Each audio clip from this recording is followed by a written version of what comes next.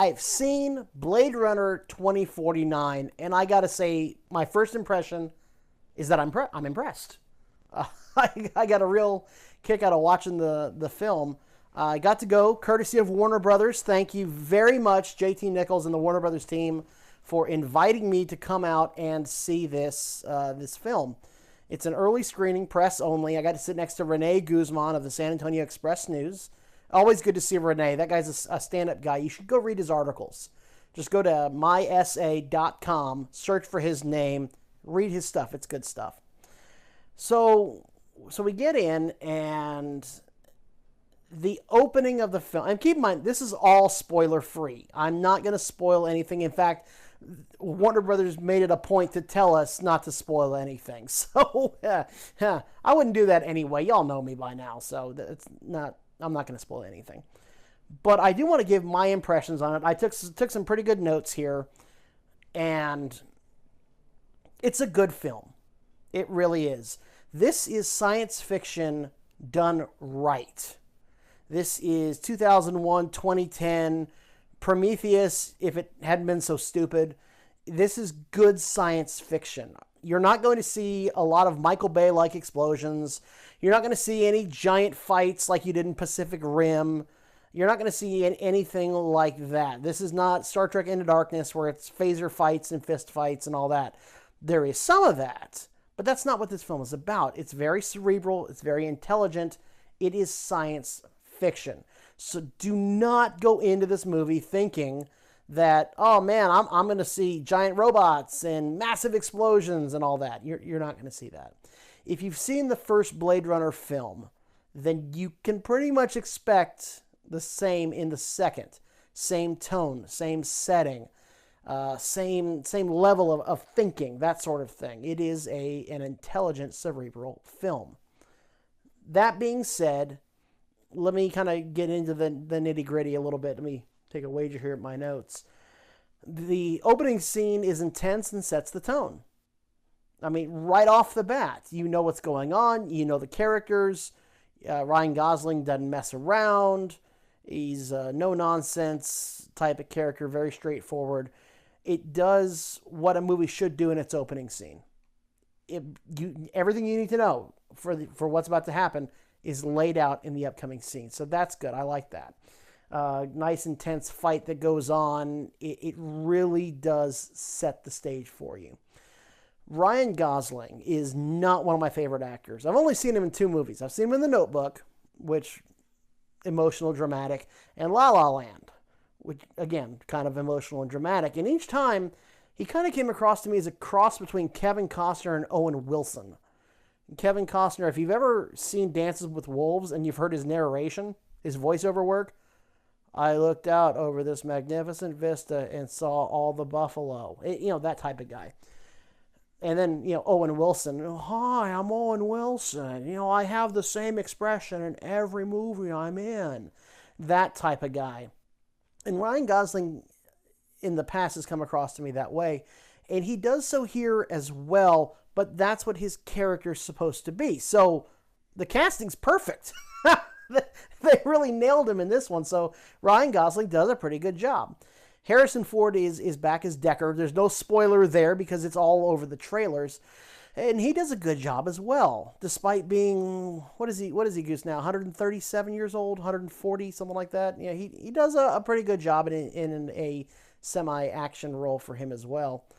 The big takeaway to come out of this film, much like, and yes, I'm making this comparison, much like Avatar, is the visuals and the science fiction aspect of it all. Whereas Avatar was a little cartoony, 7-foot tall blue monkeys and giant robots with swords, that sort of thing. This will impress you as far as the scale, the scope, and how the technology is laid out. The technology in this film is so far ahead of its time, so creative, so inventive. You want this tech to be real. You want this tech so bad, because all I can think of when I'm watching this film is, oh my God, I want that. Oh, that'd be so cool. Oh, I can see us having this in like 10 years. Actually, I can, which for some aspects of the film is kind of scary, but yeah.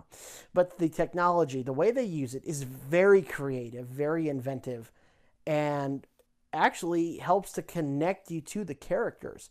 Ryan Gosling's character is not all that likable because of his blandness, but it's the characters around him that he connects with that makes you want to connect with him. And part of that is technology related, and I think y'all will get a real kick out of that. Again, I don't want to go into spoilers because Warner Brothers asked me nicely not to.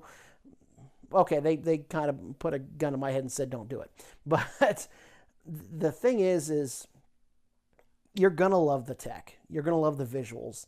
The way that they open up when you first see Greater Los Angeles is very similar to how you see Greater Los Angeles in the first Blade Runner movie. So if you've seen that, you know what to expect. The Tyrell Corporation and then what is now the Wallace Corporation, these massive buildings, huge, massive, incredibly huge. I mean, you just can't, the scope and scale of this film is just incredible. And just think, we're only 30 short years away from no, of course we're not, but it really is truly well done. Let me see, City similar. I talked about that. There is a holographic element to this as well. You've seen in the trailers, there are holograms interacting with our characters, but again, the holograms are so real, so lifelike, and yet they keep that shimmer effect in there, but they behave so well. I'm telling you, the tech is going to blow you all away. Y'all are going to love the technology in this film.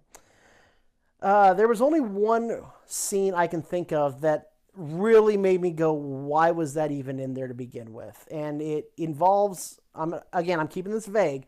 It involves the villain, and he gives this vague, rambling speech about stars and gods and whatever, and I didn't really quite get the villain in this film. That was a little bit of a drawback for me. But he's giving this rambling speech, and then the scene just kind of ends, and he just walks off, and you're like, okay, what does that have to do with anything? I don't get it. So the villain, I think, was probably a little bit of a downer for me in particular. The story, it tries. I can't wait for a director's cut, which Blade Runner is well known for, because I have a feeling there's more to connect us to a deeper story, a broader, maybe a little bit more generic story. Slavery and rebellions and revolutions and keeping this class of people down and that sort of thing, which again is not a spoiler because that's what the first Blade Runner was about. The replicants were a superior being, but they were a second-class citizen. And that story somewhat, they kind of hint at that throughout the movie, but it never really goes anywhere. One of the things that touches me in this one is the quiet moments. There are many moments in this film where it's Ryan Gosling or Harrison Ford or someone else slowly walking somewhere. And I mean deliberately walking, not like it's slow motion or anything. They're taking very deliberate steps. They're trying not to make a lot of noise. And it's a quiet moment. There's not a lot going on. You're just watching this guy slowly walk from one spot to another. Maybe it's in a dust storm or there's a lot of rain in this. Again, typical for Blade Runner.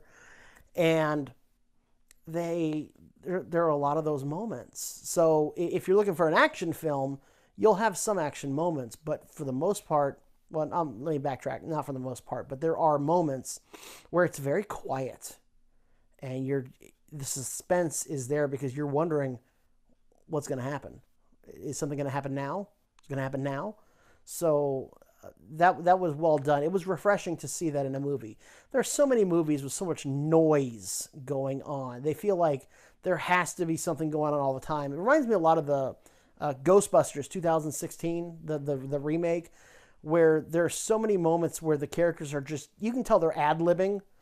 Like the director just told them, just ad-lib for like 20 minutes. In fact, I think Chris Hemsworth even said that there was like a 40-minute cut of one scene where they just improvised for 40 minutes, and then they finally got a cut of that they liked. There's a lot of noise in a lot of films. You're not going to find that in Blade Runner. You're going to find some quiet moments, which is nice. The underlying message of the first Blade Runner movie is what is real. Because the replicants were so hard to find that you had to use the Voight-Kampff machine to determine if they were replicants or not. This movie also deals with what is real almost on a Matrix level, where you, the audience, will question yourself about what you think is real. And I like that. That's, again, part of the intellectual, cerebral part of the movie, is wondering what is real for you, the audience, the moviegoer. When you walk out of that theater and you think to yourself, you start thinking about the movie, you have to think to yourself, what do I know that's real and what do I think could be real? And can I manipulate my own thoughts, feelings, and memories into being something completely different? And would that seem real to me? And so on and so forth. So the movie deals a lot with what is real. And I really appreciated that. This is a cerebral, intelligent film. You're not going to find a lot of giant mechanical dinosaurs. You're not going to find, well, actually, you won't find any giant mechanical dinosaurs. You're not going to find 7-foot blue monkeys shooting bows and arrows at each other. And you're not going to find giant explosions and giant space battles. It's a very Blade Runner type of movie. And considering that Ridley Scott, his last two films have been, let's face it, duds. Alien Covenant was a joke. And Prometheus, I almost walked out of Prometheus. I swear to Boy Scouts honor, I almost walked out of Prometheus. This one gets Ridley Scott back to his roots, finally. And he produces a really good film. I would give it probably an 8.5 out of 10. Which I know is going to raise a few eyebrows because I'm a big critic. Everybody says that, oh, I'm too cynical and I look too deep into things and I nitpick and that sort of thing. There's not a lot wrong with this movie for me. If you want a gritty action film and you're looking for sci-fi space battles, don't go see this movie.